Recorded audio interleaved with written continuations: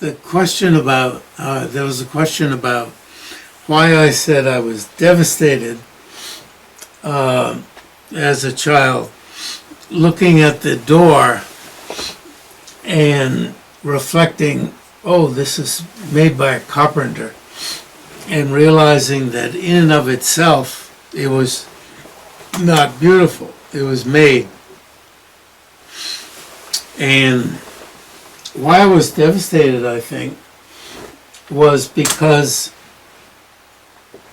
I lost this wonderful thing that was right there with the object.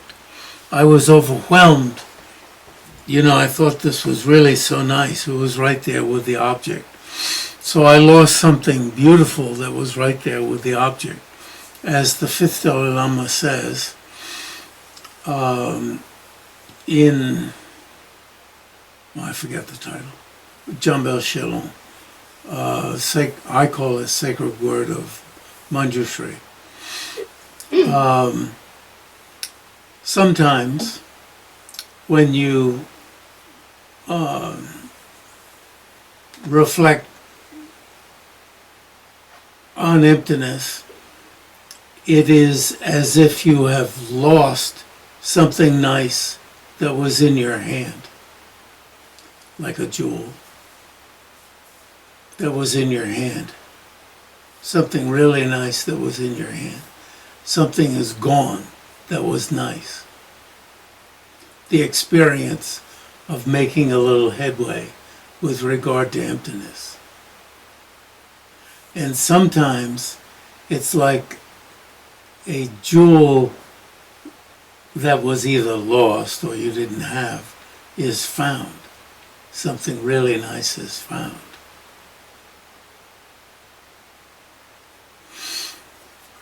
And he may say there, I've forgotten, whether it's with those who have less experience, if it's like you've lost something.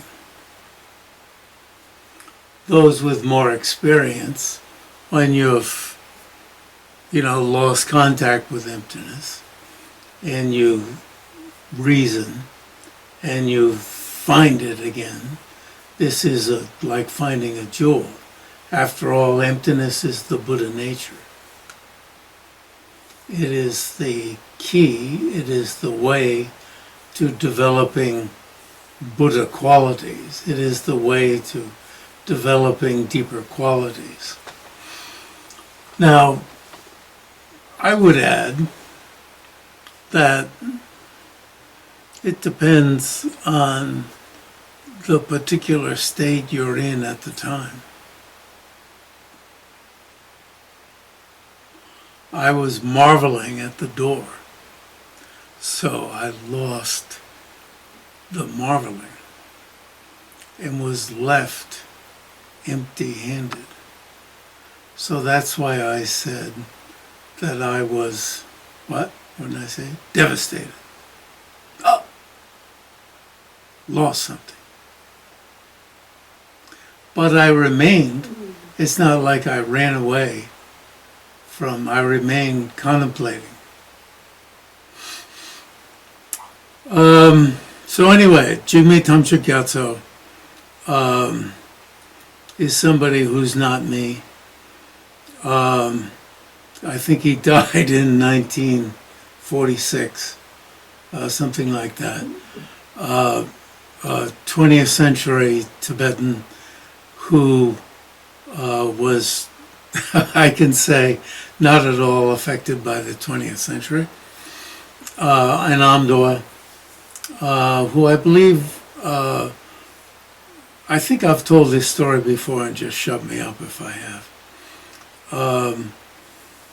who used some 46 different commentaries on Tsong-kha-pa's The Essence of Eloquence. And I'll just say it very briefly. The reason why I say the essence of eloquence is that this title, Essence of Eloquence, is the essence of eloquence because the eloquence is Buddha's eloquence, and he's Tsong-kha-pa is giving us the essence of Buddha's eloquence in both Sutra and Tantra. The essence is emptiness. Emptiness, which is the essence of all of Buddha's eloquence in Sutra, which is all of his sutras and tantras, which is known from Guntang goes into the sources for taking the title that way. Thus, unlike many Tibetan titles, which advertise the greatness of their book by calling their own book Essence of Eloquence, that my book has an essence of eloquence, my own book. This does not, Tsong-kha-pa did not title his book that way. And Jigme Tamsha Gyatso collected together, I believe it's some 46 different texts, which I can say my fortune is, it's a fortune that I did not have his book when I began studying Tsong-kha-pa's The Essence of Eloquence, because that forced me to read, some 18 or 20 commentaries on Tsong-kha-pa's text, rather than reading his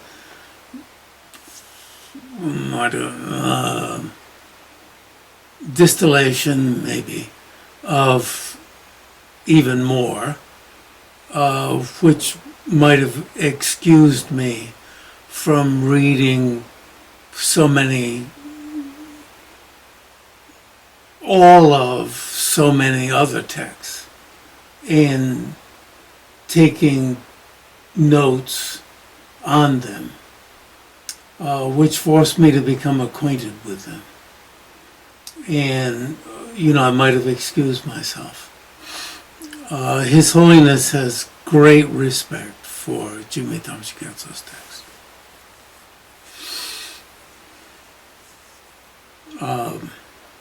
Which I learned later. More than Guntang, Gunjo Demetrime's fantastic commentary. Anyway,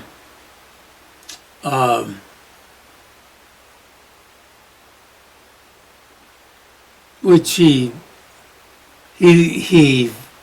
was a joke he played on me at, the place comes to mind, but I can't remember the name of it. And he leaned down to me sort of a little bit, or he just asked me, I was sitting on the floor, of course, and he said, which commentary do you think is the best?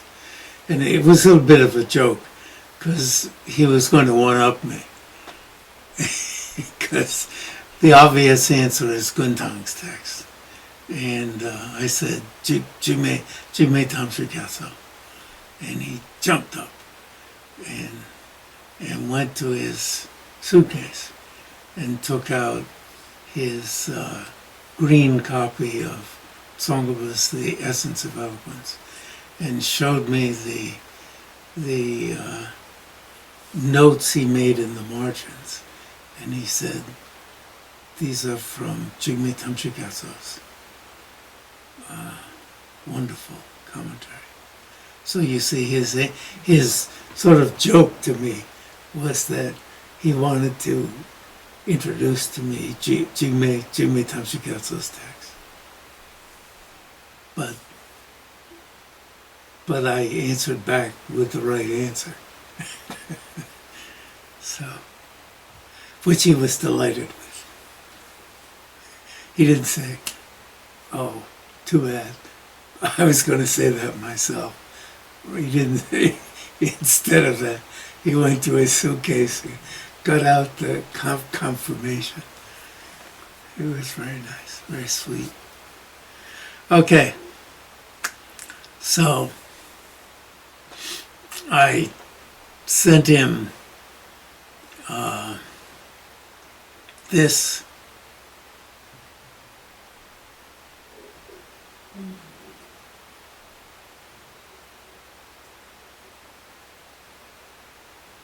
Actually, this book just draws on that. There's one volume, which is Jigme Tamsha Gyatso's commentary, and then further expansion. Jigme Tamsha Gyatso has an expansion which I'm working on now. Anyway, blah blah blah. Expands on how the meaning of emptiness comes to be the meaning of dependent arising, and vice versa. So vice versa means how the meaning of dependent arising comes to be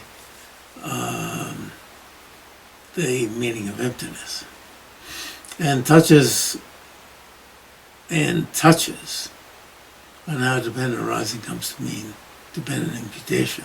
So we're all in the same place, right? Issue 39.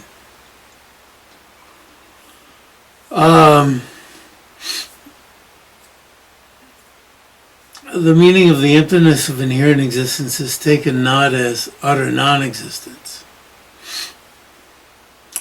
but as the emptiness of the object's being under its own power.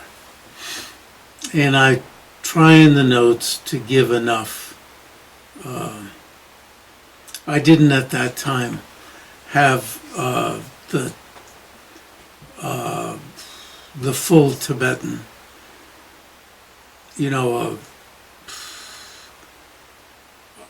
if I was going to put in the Tibetan, I would have had to have typed it out.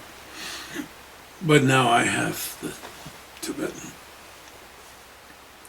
without having to type it out. So in my current work, I'm just plopping the Tibetan in and fixing it up some. Fixing up what's a mess.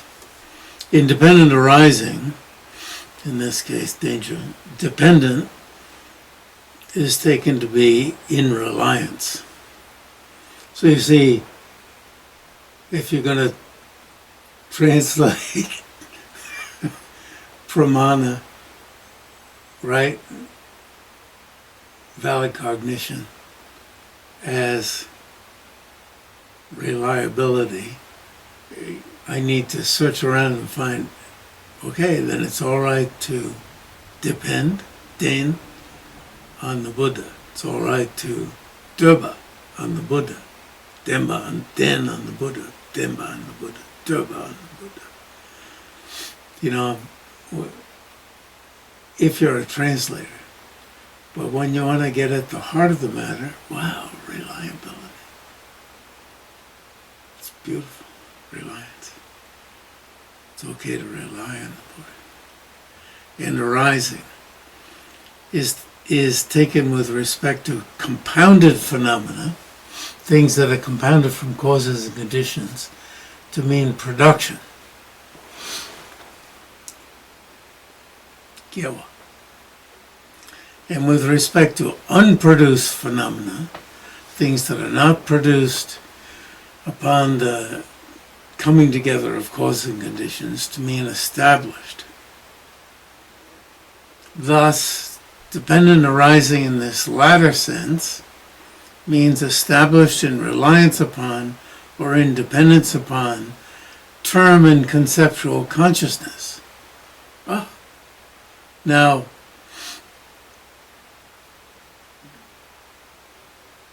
here, clearly said, right? In the latter sense, established in reliance or in dependence upon term and conceptual consciousness. Now, Hopkins is not making any, this thing in the double dash, the M dash, is not added by Hopkins. If it was added by Hopkins, it would be in brackets, right? You know how to read it. It's from Jigme Tamsha Gyatso, I've got a picture of him upstairs. It's really cool. 20th century.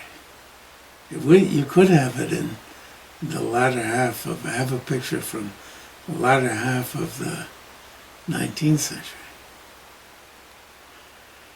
Upon parts, now you notice up above he chose term and conceptual consciousness. Upon parts, and upon the basis of imputation. Wow. Up above he chose one of them. Hence, that a phenomenon is empty of being inherently established, comes to be, it is dependently, comes to be, it is dependently established. That a phenomenon is empty of being inherently established, comes to be, it is dependently established. This is emptiness meaning dependent arising.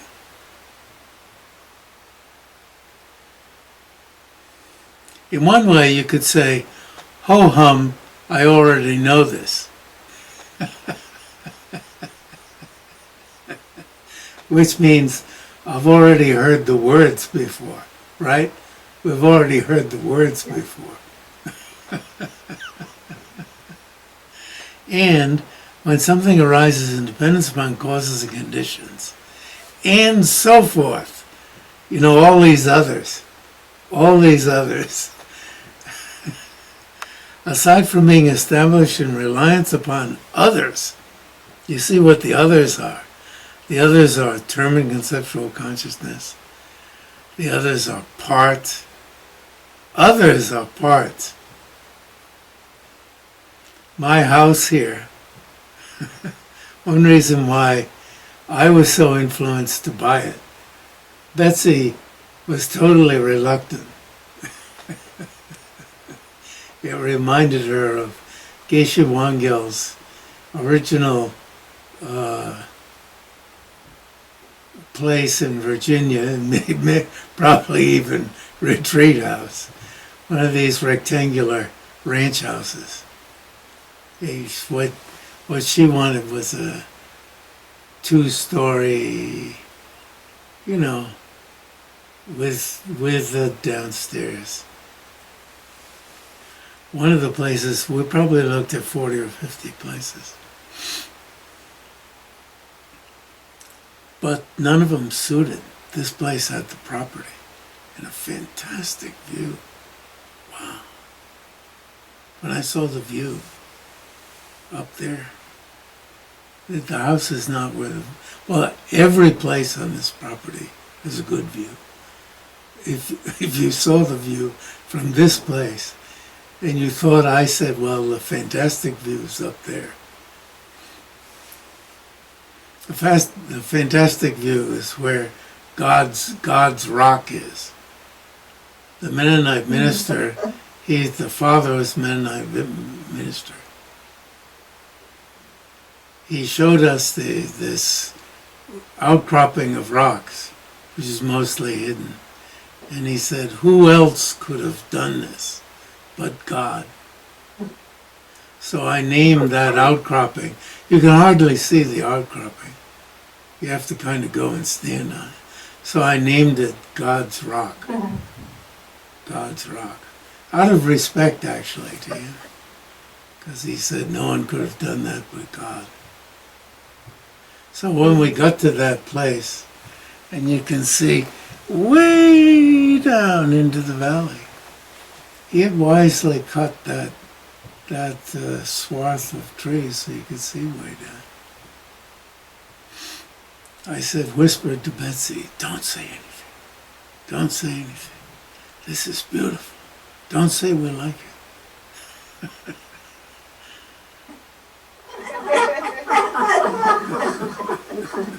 Liar's strategy. Yeah. Anyway. Dependence on its causes and so forth. You gotta read those and so forth. Parts, term and conceptual consciousness, upon parts. Notice how he puts term and conceptual consciousness first. The others that we're reading didn't do that. Chandrakirti, Buddha.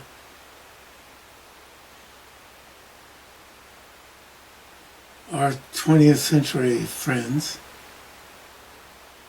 so important to us. Parts, Aryadeva, parts, such a huge thing.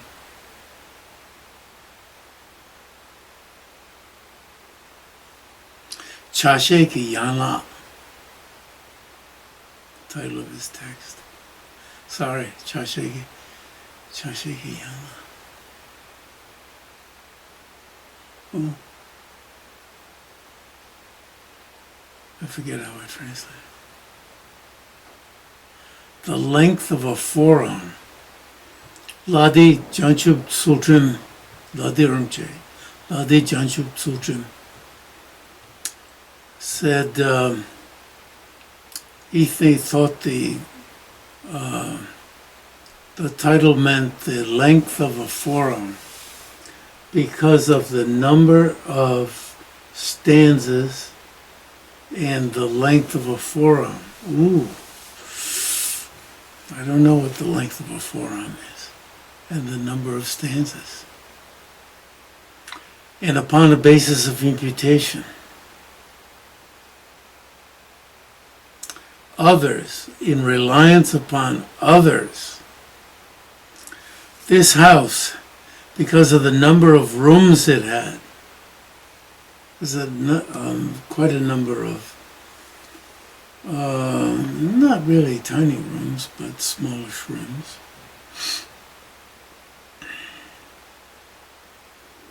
They had 13 people living here. I thought, oh, a lot of people could live here.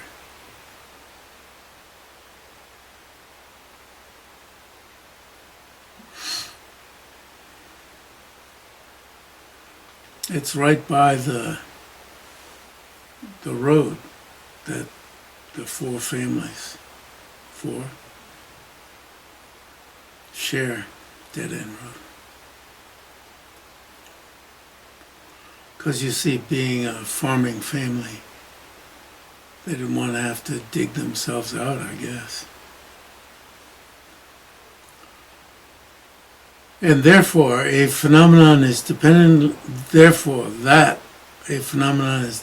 established, comes to be, it is empty of being self-powered, like that door. You see? That door was empty of being self-powered. Therefore, it didn't exist the way it appeared. You see? Therefore, it doesn't exist the way it appears. This is dependent arising, meaning emptiness. Now you see, it's still indented. So this is not Hopkins. Concerning how emptiness comes to mean dependent arising, Sharma, and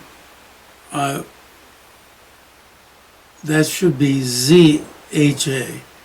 I'm converting more and more to computer language so it can be recognized. ZHA. Sharma. One doesn't need to make... You see, in central Tibet it's still pronounced Shamar. Shamar. So I used to want to do it SHA, but the Tibetan letter is Z. ZHA. Shamar. So I'm converting more and more and more. Almost all now. So you can easily know, I can easily know. And also in Mongolia, no matter where you are, Russia or wherever you are, it's following the transliteration scheme without, the silent letters. Sharma Gindun Denzin Gyatso. You notice Denzin Gyatso? Gindun Denzin Gyatso. Tenzin Gyatso, It is, this is not. has that comment, Well, I'm beginning to see Tenzin Gyatso as a more common name.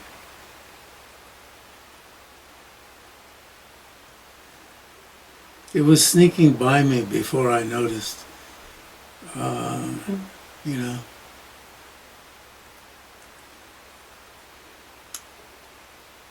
Through the power of, Jeffrey? yes, please. Has his commentary been translated into English? Who is his? His, Sharma? Sham- yeah, No. or any part of it? No? This paragraph.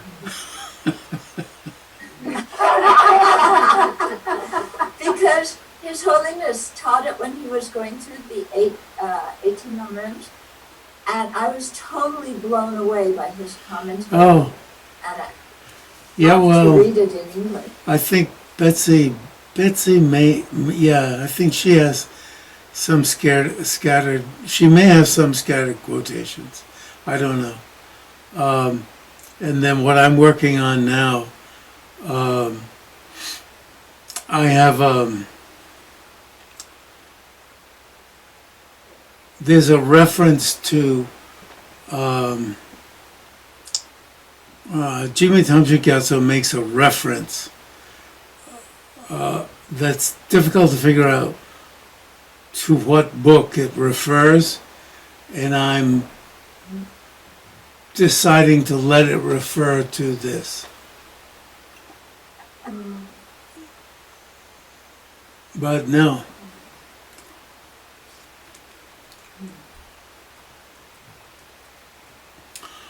So, for a person like you, who asked earlier about how many steps are there in this process, I think it was you, through the power of explicit ascertainment that a phenomenon is a dependent arising.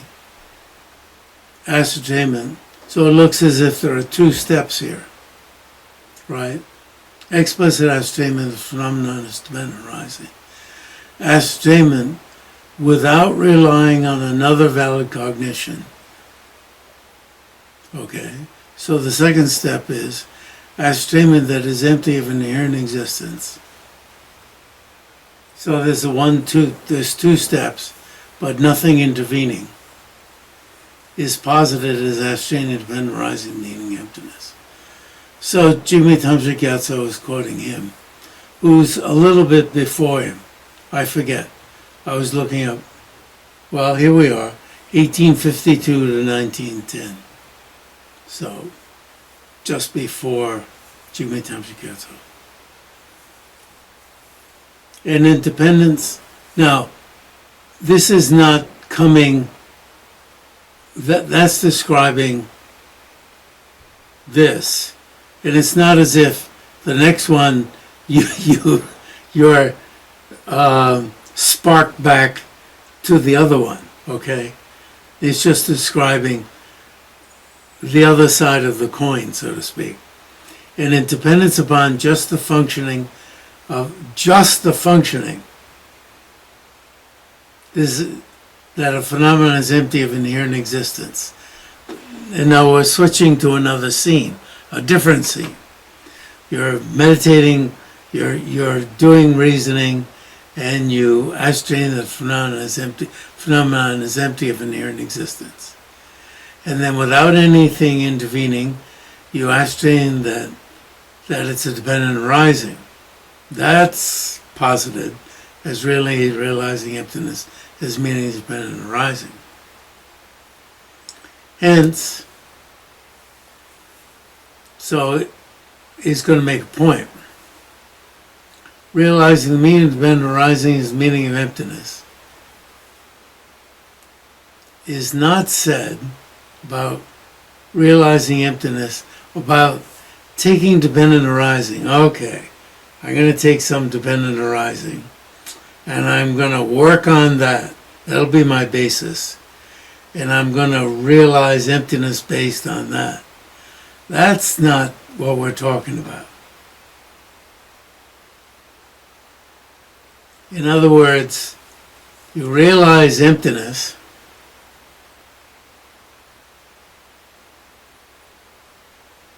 Is he talking about the first one or the second one? Realizing there's meaning of emptiness. Is it the second one? Yeah, second one. He's talking about the second one. In other words, you've realized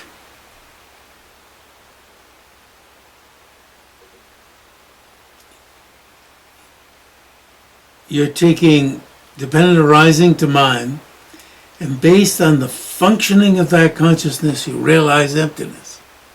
That's it.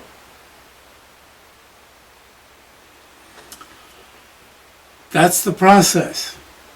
The functioning of realizing dependent arising, that functioning makes you realize emptiness. There isn't anything in between. Whereas in the last sentence, you deliberately take dependent arising and you work on that. You know, you have a lot in between. And based on that, you realize emptiness. And he's saying that's not what we're talking about. That's something you could do, but that's not what we're talking about here. So then Is that what it means when it says that is the base? That's what they mean when they say yeah, like the base. you take this clicker as your dependent arising, and you say, okay, this is empty of inherent existence because of being a dependent arising. And then you reflect on this as a dependent arising, you know, like that door, because a carpenter built it, because, you know, this thing was put together in a factory, and you reflect on the reasons why this clicker is a dependent arising. And through all of that, and you know, whatever is dependent arising is necessarily empty. And you put all this stuff together. No. Somebody who's already realized emptiness, right? Somebody who's already developed a view of emptiness is capable of this, to go back to our word sparking.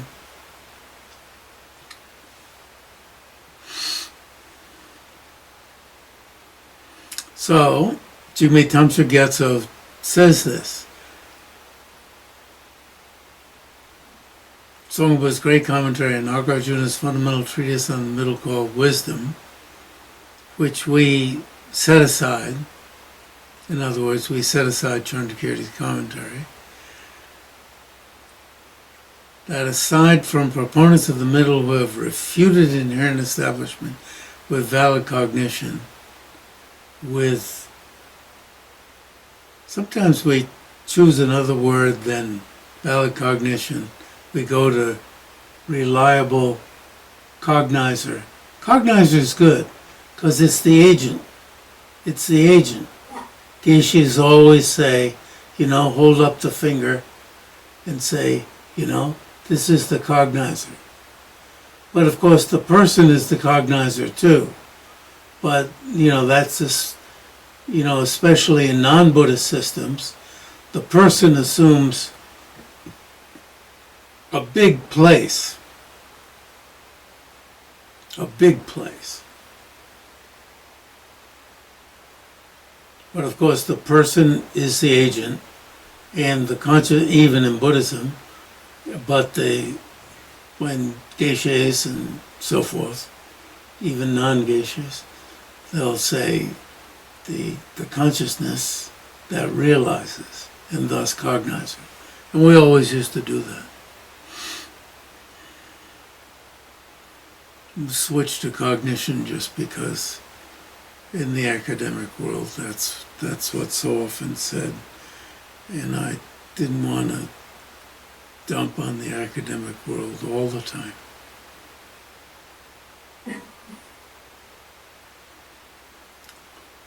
But I appreciate your using cognizer.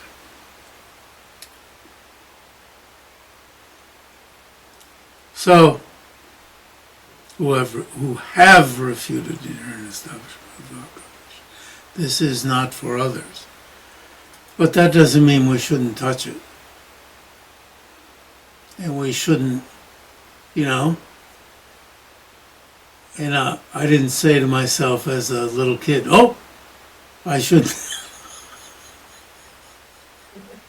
I shouldn't think about, I shouldn't reflect that because it's made by a carpenter, that this should shatter my marveling at the wonder of the door.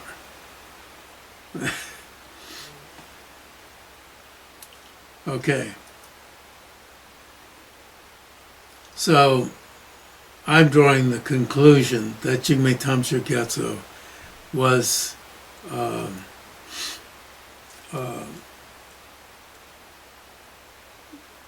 tipping his hat to Shamar Gindan Denzen Gyatso.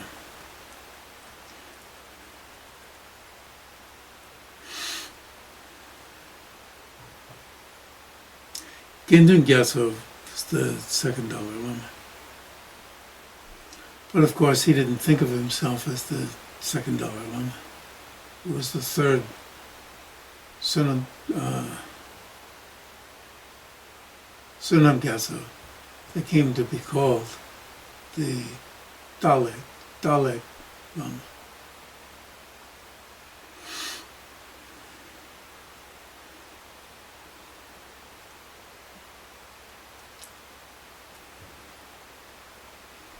So I use this as a lead-in to the long discussion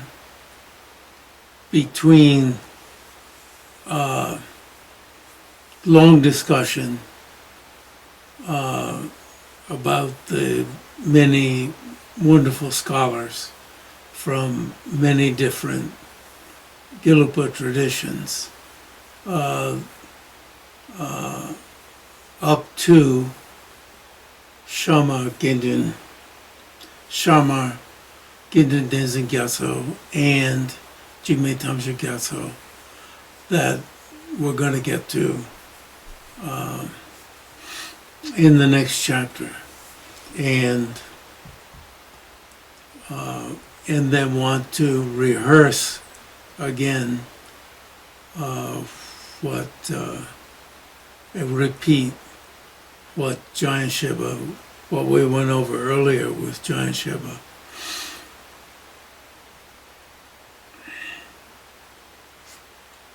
And this is well worth reading again and letting it soak in.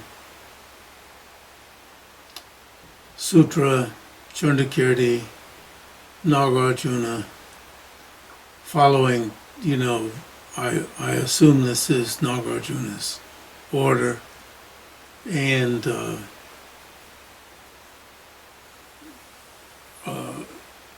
taking a couple things from Giant Shiva's laying out of Praticca Samutpada, and the interesting fact that he draws on Vasubandhu's commentators for sealing that Samutpada is, he's relying on Yashumitra, hardly a prasangika, hardly a consequentialist, sorry. So next time we'll turn to Jangyal Rowe Doji.